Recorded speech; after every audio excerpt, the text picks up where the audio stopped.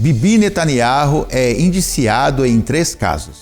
Promotoria em Israel indicia Bibi Netanyahu nos 3 casos que se arrastam há anos e abre brecha para não haver a terceira eleição. Sem coincidência alguma, o indiciamento do primeiro-ministro de Israel aconteceu no dia seguinte à entrada do país em areias eleitorais nunca antes pisadas.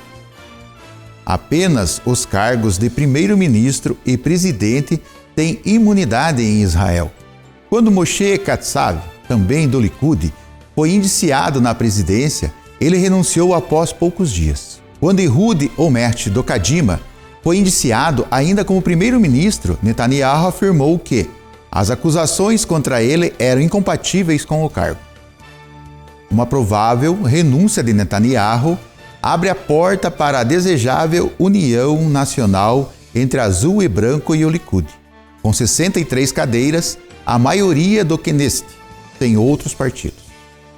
O prazo de 21 dias para um parlamentar se apresentar já começou a contar no dia 21 de novembro e se estende até a meia-noite do dia 11 de dezembro. Depois disto, o parlamentar tem ainda 14 dias para formar o governo.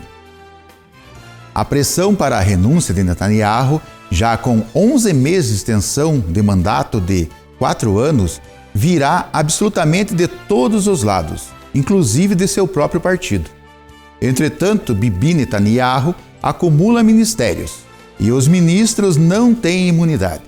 Portanto, ele será forçado a renunciar, por lei, às pastas de ministro da Saúde, ministro do Bem-Estar Social e ministro da Diáspora. Plano de repreensão do Irã deixa o país 113 horas sem internet. Depois que a internet foi cortada, várias contas disseram que cerca de 100 pessoas foram mortas nas primeiras 48 horas.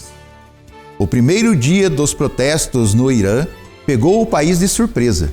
Eles estavam borbulhando durante dias na semana passada, mas na tarde de 15 de novembro ela explodiu. Dezenas de milhares foram às ruas. Por 113 horas, de 16 de novembro à quinta-feira, o Irã está no escuro.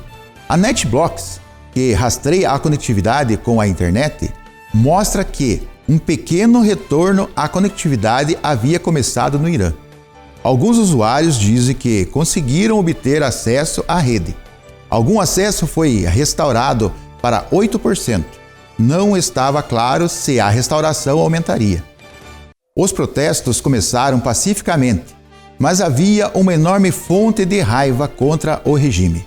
As pessoas alegaram que seu dinheiro foi desperdiçado em guerras estrangeiras e pediram o fim do governo pelos ayatollahs. Na manhã de 16 de novembro, na chuva e na neve que cobria Teherã e o norte, as pessoas saíram para bloquear estradas e rodovias.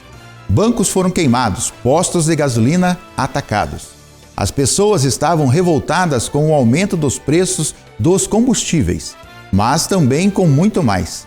Centenas de cidades foram afetadas.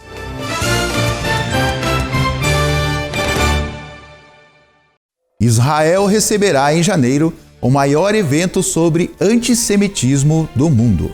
Autoridades israelenses anunciaram nesta quarta-feira que dezenas de líderes mundiais irão participar em janeiro, em Jerusalém, no maior encontro focado no combate ao antissemitismo, em um contexto de um aumento global da violência contra os judeus. O presidente israelense Reuven Rivlin disse que o 5º Fórum Mundial do Holocausto, que ocorrerá em 23 de janeiro de 2020, no Yad Vashem, coincide com o 75º aniversário da libertação do campo de extermínio de Auschwitz. Rivlin chamou de reunião única, dedicada à luta contra o antissemitismo e a transmitir a lembrança do Holocausto para gerações que viverão em um mundo sem sobreviventes. O Congresso Judaico Europeu, que representa comunidades judaicas em toda a Europa, indicou que 80% dos judeus europeus se sentem inseguros no continente. Segundo um relatório de pesquisadores da Universidade de Tel Aviv, os ataques contra judeus aumentaram 13% em 2018. Registraram-se quase 400 casos em todo o mundo, e mais de um quarto dos principais ataques violentos ocorreram nos Estados Unidos. Mas o risco cresceu também na Europa Ocidental. Na Alemanha, por exemplo, houve um aumento de 70% na violência antissemita. Além dos ataques e vandalismo, a pesquisa registrou também um aumento da retórica antissemita nos jornais à medida que crescem os partidos políticos extremistas no poder em vários países.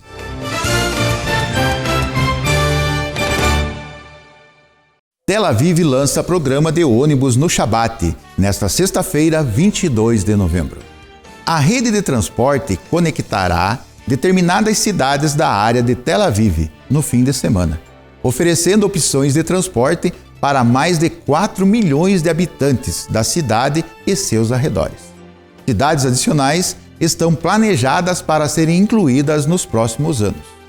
A capacidade de se mover durante o fim de semana de um ponto para outro é um direito fundamental, disse Ron Hildai, prefeito de Tel Aviv-Yafo. A rede metropolitana de transporte foi criada para responder à necessidade de grande parte da população israelense durante os finais de semana, na ausência do transporte público. Serão oferecidas 6 rotas, que percorrem 300 quilômetros de estrada. As rotas também levarão em consideração os bairros que observam o Shabat e áreas próximas. Os ônibus circulam a cada meia hora entre as 18 horas na sexta-feira e as 2 horas no sábado, e novamente das 9 horas às 17 horas no sábado. Este foi o programa Eretz de hoje. Compartilhe esse vídeo com seus amigos no Facebook. Inscreva-se em nosso canal e ative as notificações. Seja um mantenedor da Casa dos Binei Anussim. Até a próxima!